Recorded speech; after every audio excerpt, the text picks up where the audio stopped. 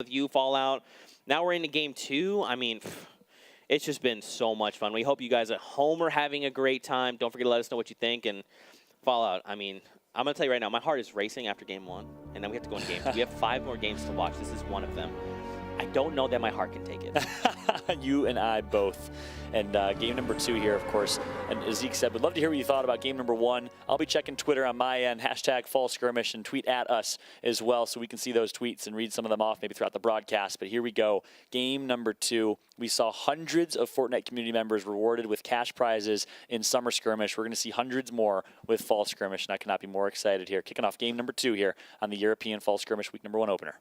Man, oh man, again, we're going back to this overhead view, the eye in the sky. Hopefully a lot of these people thank their battle bus driver. You need to do that. It's exactly. He works day in and day out, so definitely thank the bus driver. But I mean, look at this. We see people kind of breaking off. We saw some people landing what looked like toward Dusty Divot, and it's a lot of players are making their way over to the west half of the map. Some have even touched down. Marijuana and Inclined here and Lucky landing. It looks like there is only one other team here. Wow. So actually it was Severin that went down early. We saw him make it to the late game last time around. This time won't be so lucky. They're all going to drop in the multi-flat apartments and get taken out as a result here. Marijuana does a great job picking up one on Severin to kick things off. I believe in that one. Absolutely. And I mean, even taking a look at the minimap, I mean, Tilted Towers is only being occupied by one duo. That's crazy. Unbelievable. No one's going tilted. You know what's interesting is I like seeing the differences between NA and EU. So we see EU, they go more to these opposite hotspots. Yeah, they make other areas hotspots, whereas we see NA, they value things like Tilted Towers, Paradise Palms. EU's different, man. They like to change it up, and they go full send. Yeah, so I'm really excited to see what they're going to the performances they're going to put on. Yeah, well said. And speaking of being excited, I'm excited to be watching this man for the first time. Tinny. FlyQuest Tinny. He is someone that joined the FlyQuest roster in August. He was the first addition to FlyQuest venture into Fortnite, or competitive Fortnite. A content creator, a competitor on the European side coming from the UK. I'm really stoked to see what Tinny can do under the FlyQuest brand. I really hope to meet him someday because I've watched him with Summer Skirmish, and he just seems like a chill dude. He's excellent at the game. Yep. I mean, what more could you love? Yeah. What more could you love? He's playing with Crabble from the Mouse Esports organization, so a solid duo right here. And look at that. 2 shockwave grenades are ready for FlyQuest Tinny. Really excited to see what he can do. Back over to Micah. We saw him last game. I mean, he racked up eliminations like crazy. And as you can see here, he's trying to make his way over to Duncan. He's got 1 elimination already under his belt. So I'm assuming he's taken down Duncan's teammate. Oh, missed shot. Opportunity there from Duncan. He's going to get tagged up pretty weak here. Micah going to take out Duncan, who, in my opinion there, Zeke, had the advantage in the fight. Goes to show how strong of a player Micah is in that scenario. Still able to come out on top with the support of Roby. That duo continues to perform here in the early game. They love this drop over towards Risky Reels, and I'm loving what I'm seeing out of this Vitality duo. That's right, and they're basically the only ones occupying this Risky Reels area right now. There's teams around close by in Wailing Woods. We've got the likes of Tomato Temple, even Lazy Lynx. We'll have to see how this develops further. I mean, take a look at the map there. Can you believe, and there you go, you get to see what you mentioned earlier. Only 2 people, 1 duo, get the entirety of loot in Tilted Towers. That is unbelievable. That's very dangerous right there. That's actually dangerous. That's too much loot. Someone needs to get in there and try and shut them down because they're going to walk away with everything. It's gonna be massive. So I'm excited to see. That'll be a developing story here. Is what that Tilted Tower duo can do in that area of the map. Meanwhile, you see other areas of the map here. It can be Roby and Micah picking up some resources as early as possible here before they're gearing up for a rotation over towards Tomato Temple. But keep in mind, they're in the circle, a favorable circle initially for them. I think we're going to see the Vitality duo go the distance here. That's right. I mean, even taking a look at the map, you've got people as far as Flush Factory, even Junk Junction. Wow. So there's a lot of players on the very edges of the map that have to start making these early rotations. We've got a minute before the storm starts to move in. So they've got time, but like you talked about, man, they have to start making these early rotations, and they have to start saying, you know, what do we value more, a little more loot, or do we want to find a spot where we can hold up? Yep. Yeah, and right now, actually, given this current situation, we're looking at our mini-map here. It's going to be some time until we see some fights ensue. A lot of folks are just looting up by themselves. Not a lot of action right now, which is nice. We get a chance to breathe after that crazy game number 1. Of course, as I say that, though, member of Ghost Gaming in a big fight over towards Dusty Divot. Looks like it's going to be City Driver that does have high ground. He's editing low now. But a big fight's about to ensue. He's fighting the likes of Carnifex and Ukes. Ukes, I mean, this guy is a Summer Skirmish all-star. We saw him all Summer Skirmish long. You'll love to see him. He always rocks the same skin with the wings. And now he's trying to take him down. Oh, but in a 2v1 situation, Ghost Isa drops super low. He almost managed to down Isa in the process. Man, oh man. And again, this is not too far away from the Vitality team we saw. I mean, things are heating up here. Yep, that's for sure. Moving our way over to ONF Evil. He has high ground right now. So he's going to take a nice chunk of fall damage there. So slight misplay, but it's actually Airwalks. Again, the Solary roster is just playing very passive right now. He knows he has 2 members near him, but I don't know if Evil and Co. know that he's there. So how do you think the dynamic of like a duo changes up the game, right? Like, obviously, if it's solos, it's every man for himself. But what opportunities and even disadvantages do you have in duos? Yeah, in my opinion, the more the merrier in terms of opportunities. I love the dynamic it adds to the game. It really gets to showcase and highlight players like Poach, who are great communicators, great rotators, Vivid as well, very similar in that, the Team Liquid squad. And I think it brings out the best in a lot of players. It also adds a different element to the game where you have bait and switch opportunities. There's a variety of teamwork that's added. So I love the addition of duos here in fall skirmish. And look at this, nothing but stink bombs for Airwalks. He's going to get damaged up quite significantly. Grenades. He's already looked like he's dropped a little bit, just a quarter of his health, which isn't too bad, all things considered. But now he's in a situation. He's in a 1v2. And look at this, a really great stink bomb there. But now he's in the face of High Styled. And High Style says, not today, Airwalks. I'm going to shut you down, my friend. Yeah, and I like how he played that. I think it was the member of Solary there that was expecting him to drop, but he actually had a nice clean edit that allowed him to get a nice surprising elimination there. So well played right there. And it looks like now a big fight going down. It's going to be the Vic in a fight against Markod in this one. I mean, again, we've seen both of these players compete during Summer Skirmish Series, and now they are facing off. And look, someone else joins the fray. Someone else was trying to vulture these eliminations. It's Gabby TV. Now, look, Vic's trying to close in. He's trying to secure this to make sure he can get the points for it. There you go. Him and his teammate. There you go. So they now have an additional. He has 3 eliminations under his belt. If his teammate has even just 1, they've got a point on the board. This is crazy. And again, don't forget, with the spectator client, taking a look at the top right of the minimap, we give you more information. So now you can take a look at all the little triangles. Those are other teams. So not only can you say, all right, well, they've made a lot of noise, but you can actually look up the top right and say, hey, look, these are the triangles. They're closing in. They've heard it. They want some of the action, too. Yep, and I love it. Being a spectator of Fortnite is almost like being a player. You got to be as aware of your UI and your environment as you are when you're playing the game, which is awesome. A very engaging spectator experience thanks to this beautiful online spectator mode that we've seen Epic debut and improve upon every single week. So awesome stuff there. Meanwhile, bottom left of your screen, you saw Micah of Vitality will continue to tell that story. He picks up another elimination. So the Vitality roster, who's known to pick up some high eliminations, continues to roll here. High Styled and Evil very close to Skype there. We just saw High Styled take down Airwalks. So now, I mean, again, taking a look at the minimap, you can see they're kind of, they may not necessarily know that they're there, right? They're not making enough noise, but they're very close to each other. It takes one person to make a misstep or take a shot, and then very quickly you could start zeroing in on people. So taking a look at this replay, Makey TV goes down. There it is. Well played right there. Meanwhile, jumping back to the action. And one thing I just noticed, someone had so blue pump here. Someone had a blue tactical shotgun. And one thing that's interesting about the shotgun meta right now is the variety of playstyles that you're allowed to have as a shotgun user. Some people really prefer that tactical shotgun. I know Nick Merckx loves that tac shotgun. Of course, everyone knows how powerful the double barrel shotgun is right now. But unlike most weapons, which kind of tier up, of course, before the Magnum was removed, sorry, the revolver was removed, it kind of tiered up to a hand cannon and so on and so forth. The shotgun really has 2 separate, distinct styles of play. The pump tiers up into a heavy, and you have the double barrel and the tactical shotguns, which are really 2 separate styles of play as well. So you love to see the shotgun meta right now in Fortnite. Now, do you think the meta has shifted a little since we've moved? We vaulted the drum gun, and then, like you're saying, we introduced the double barrel, and there is on top of that different types of double barrels.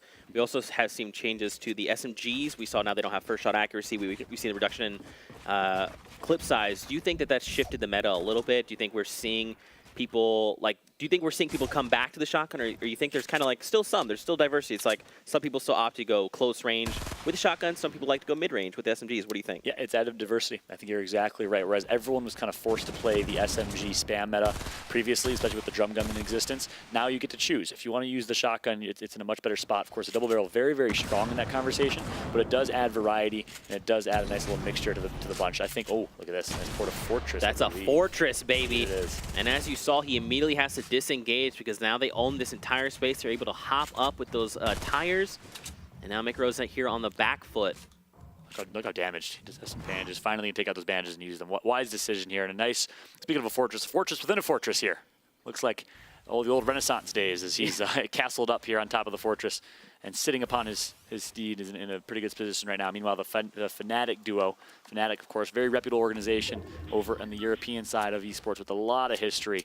These two at Nyx and Jurl have a big responsibility.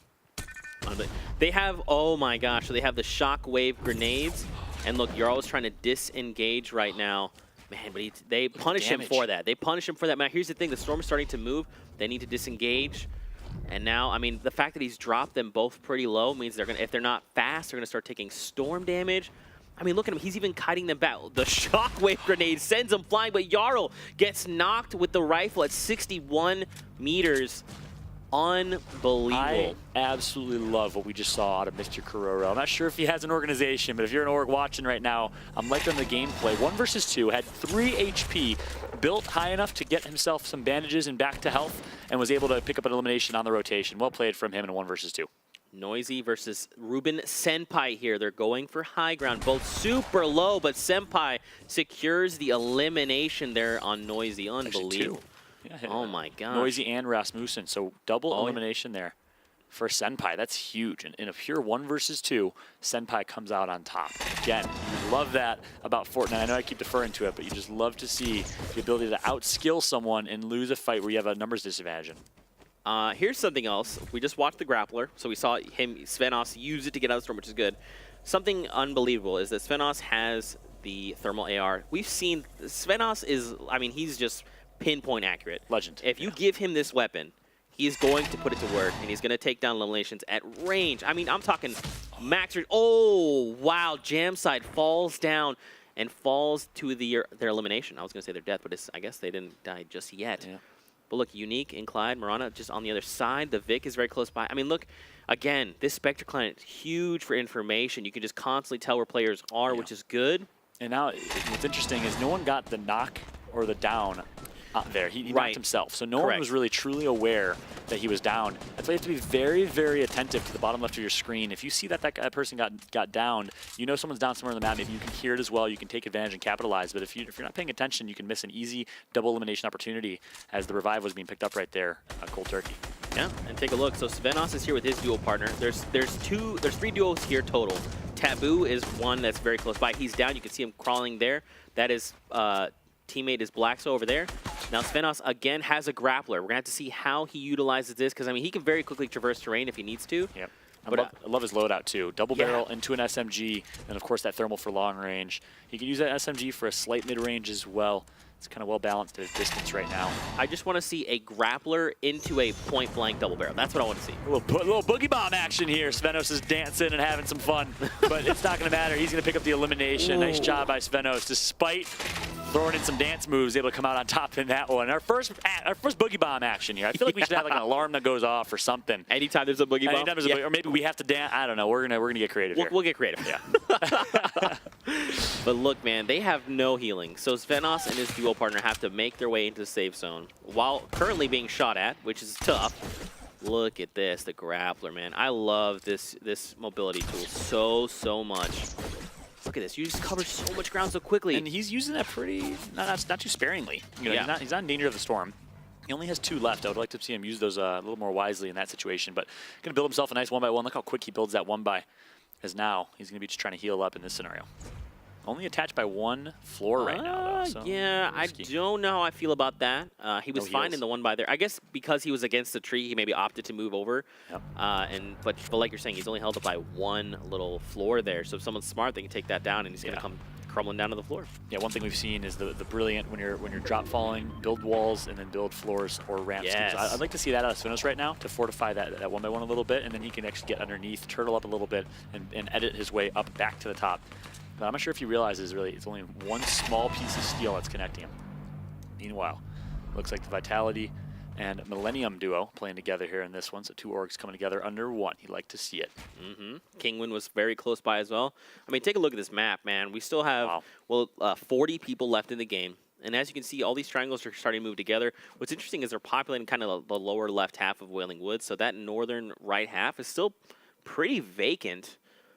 We've got one team that's going to start moving, and you can see the top right there. I mean, this is still pretty open. Now, how do you feel about fighting in Wailing Woods specifically? Yeah, I love the fact that the Wailing Woods finish. I think we're going to see a few things. One, of course, your building is heavily affected. Your ability to build and your ability to have vision. Two, with the addition of the grappler, much like we saw in PAX West, we saw an Omega who looked like Catwoman flying around or Catman flying around and hanging around in the trees. We're going to see a lot of cat in the tree action in this one, as so expect some people with that grappler to be able to get high ground. But of course, Wailing Woods finish makes it really, really interesting, tough to build, and not as much vision as you're used to having here. So it's gonna be a really fun and interesting finish here.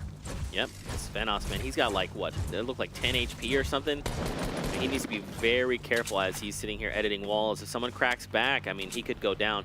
You know what's interesting though, which I think it's funny they're not doing, is so if you have below 30 HP, you can actually knock yourself if you fall from to get to 30. to basically get revived and have 30 HP instead of like the 10 that he has now.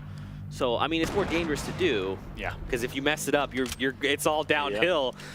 But it's a little cheeky thing you can do. I love it. I love it. Dropping some insight, dropping some knowledge. I absolutely love it. And again, you asked earlier, what's the difference between duos and solos? That's another big one. The ability to do some cheeky things like that, to utilize your teammate in certain scenarios. Of course, revives come into play as well. One thing I'm looking at, I want to keep a close eye on here as we're storytelling here to finish this one off. FlyQuest Tinny, the same man we saw drop Dusty Divot early on. Of course, a very reputable name in the European Fortnite competitive scene, coming from the UK. Really excited to see what him and his mouse counterpart can do in the late game.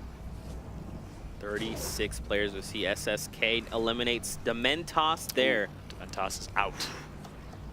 Don't forget, ladies and gentlemen, the format is Victory Round is worth 3 points, second and third is worth 2, fourth and fifth is worth 1 point, and then you can see the elimination breakdown there. So don't forget, people are looking to get eliminations, or they're looking to survive toward the very end, making it to top 5 for those points.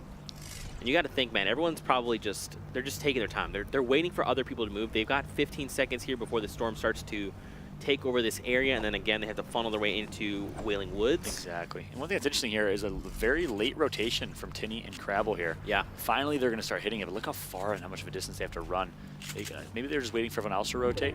They do notice a jump pad, and guess what? A jump pad and anti-gravity is fun times. Flying across the sky is Crabble right now as he's feeling good about the scenario he's in. Just got to be careful not to get tagged up. You know what's good, too, is everyone else is so focused about finding and securing their spot in the zone that they're coming in completely undetected. They're coming in at the pace they want. They can take a look at the land and kind of see where they want to fortify. And where they want to land as well. A lot of communication that's come into effect there. They had so many options, and you saw Crabble kind of toying with his options. He was like, should we drop on this Porta Fortress and have some fun? They opt instead for a nice passive scenario. They want to get themselves a nice plot of land, and it's almost like we're playing a land grab game here as everyone's trying to get their spot and fortify up. I like this late game. Man, look at this. So again, oh wow, we're just seeing fire from all angles. I mean, this is not the spot you want to be in. You want to be the guy that's not being fired at by like 6 different teams. Yep. I mean, Endel himself, look, he's only got 40 HP, looking to disengage the fights. I mean, so what would you recommend for players looking to level the game, right? Let's say I'm a new guy and I want to learn how to play Fortnite, and I find myself in these like say top 40 situations. What do you recommend new players do to try and like hold out, right? You get cracked at and suddenly like, what do I do? What would you recommend they do in those situations? Yeah, really, it comes down to an approach thing. I think you need to play it 150%. It's so easy in a public match it's a public match, I'm just going to fly at them. No, play it like a tournament scenario. Play it real time. Feel the pressure, feel the intensity, and play for the win every single time. Play 150% like you're competing yourself for a $10 million Fortnite fall skirmish pool. If you play like a pro, you'll end up getting to that point. It definitely helps you get there. Practice like a pro to try and be a pro. In my opinion. That's why you see the likes of Ninja and a lot of these players that really say every single game I'm learning from, every single game I'm part of myself, and you have to take that approach. I think it's more of an approach thing. Yeah, I couldn't agree with you more, man. I couldn't have said it better either. I mean, that's exactly the way you want to play it. And I mean, obviously, as people are watching, if you're new to Fortnite, just watch how these players behave, right? They sit there and they reset walls so that they're continuing to reconstruct. You can kind of see through them, the way that they're building, how they edit. These are all things that you should take into account when you're learning to play Fortnite. It's a deep game, man. Yep. It's a rabbit hole. Yeah, it's deep. That's the most beautiful way to put it. I think you put it wonderfully. Deep, so many layers, so much depth to this game, so many play styles. There's so many different ways to play. Don't just look at your favorite player and say, I want to play like him. Adopt your own style of play. That's what's so beautiful about this. Look, I think there's a double revive going on. They're both going to opt for the passive play in this one. 31 alive still, so keep in mind 2 eliminations right now for the O-Serve team as they are looking to get themselves a point at least. But you still have to survive at least 10 more eliminations to get top 10. You see the format on the right side. Of course, when you see 20 players left, that means there's likely, you know, you can assume 10 teams left, and you're in that top 10, and you're getting closer and closer to yourself that 1 point for 4th or 6th place. That's right. Now the Storm is starting to move. Everyone is trying to funnel their way into this new safe zone. I mean, we see it all the time. If people start to tunnel and they start to make their way, but we need to remember that resources are a key factor here. Yep, exactly. Especially being Willing Woods kind of gives you a nice, nice little bundle of resources if you want. That's a good point. You just constantly have trees that give you a ton of wood there, and you can build out and hit the trees and the leaves up top. Yeah. Meanwhile, some fights going down. We see the wild card team. Of course, Bowman also on that wild card squad. Not sure if he's still alive, but Alpha doing a good job picking up 1. He's going to build up here and fortify up. I'm liking the situation right now. Look at the mats. You see about 800 to 900 mats total for wild card Alpha. He has full HP and full shield just about, a double barrel shotgun to his name, and a compact SMG. If you're a fan of this wild card team, you're feeling pretty good right now as Alpha's in a good spot. Man, look at this. He's got the 3 shockwave grenades. He's got 1 rift on the go. He's got the minis if he needs them. I love that he's opting to take the super close range options, right? He knows it's Wailing Woods. We're going to be pushed together here shortly, so I'm going to have a double barrel and I'm going to have an SMG. I'm just going to run at you, and one of us is going to be eliminated here. But that's a great point. The close range component of that, you can just use a shockwave to basically close the gap. And talk about the importance of carrying mobility now, especially with this new meta and a lot of the new items that were added. It adds an element of mobility in your inventory. You have to play for mobility, and you have to carry mobility, which we didn't really see as much before. So I absolutely love where we're at right now with the Fortnite game meta. Absolutely. Now we see players 21 left alive. The Storm is going to start moving here. And now everyone's just scrambling. Everyone's doing the best they can to get to this new safe zone, taking shots left and right. I believe that's Mitra here just in front of Kazon. And now he's trying to get the high ground. Trying to do everything they can to get these micro advantages fall out. Yeah, and his teammate, keep in mind, does have a rocket launcher to his name. That's huge in the end game. You can disrupt so much cover, especially if it's a gold rocket launcher. And I like the loadout here as well for Kaz on Fire, sorry, as he does have a heavy shotgun and a compact SMG. Of course, that blue assault rifle as well to his name. Double elimination picked up for the OSERV team. They are looking great right now as well. So the wild card and OSERV squads looking, duos looking pretty solid. And look where the new safe zone is. Not only is it just back where they came from, but now it's on top of a mountain. We see this literally time and time again. The mountain always wins when you need to move against it. Every time. What's cool is Wildcard have this rift on the go. So they can leave whenever they want. But don't forget, the rift, when it opens, it takes more than the space for 1x1. So someone's even close by, even a little bit. If Wildcard pops, he moves 1 grid space closer, and that rift goes off, he's going with them. There you go. Okay, so like just the 2 of them. Just the 2 of them. That could have been dangerous. Now he's going to get high ground as well. That's huge from Alpha. Another rift. Take it. Take it. Why would you take it? They're going to do it. They're going to take it as well. So that's going to give them even more high ground here, as they're just going to nice and slow. Let everyone else eliminate each other as you're just sitting with your umbrella watching the action go down. Look at all this building. What a brilliant view right now from Alpha. It's almost like 4th of July as he gets to see the fireworks go down below him. And now he wants some fireworks of his own. Going to push in, takes out 1. Is Alpha with the double barrel, and that's 1 elimination for him. That is Povsy going down. We're down to 9 players. I mean, that was beautiful. We saw them utilize the rift to go. They get high ground. They dive down on a player who then uses a rift, and they're like, cool, we'll just do this again.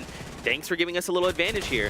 And they come out on top because of it. And I love it. Just like that. 6 players left in this game. Look how quick things devolved there, as now it is going to be the wildcard Alpha in a great position with Big Dominate up top to just stay alive, play for the lead here, fortify up as much as possible, which they're doing exactly that. And they're in a good spot here. Let's see what their heals are like, though.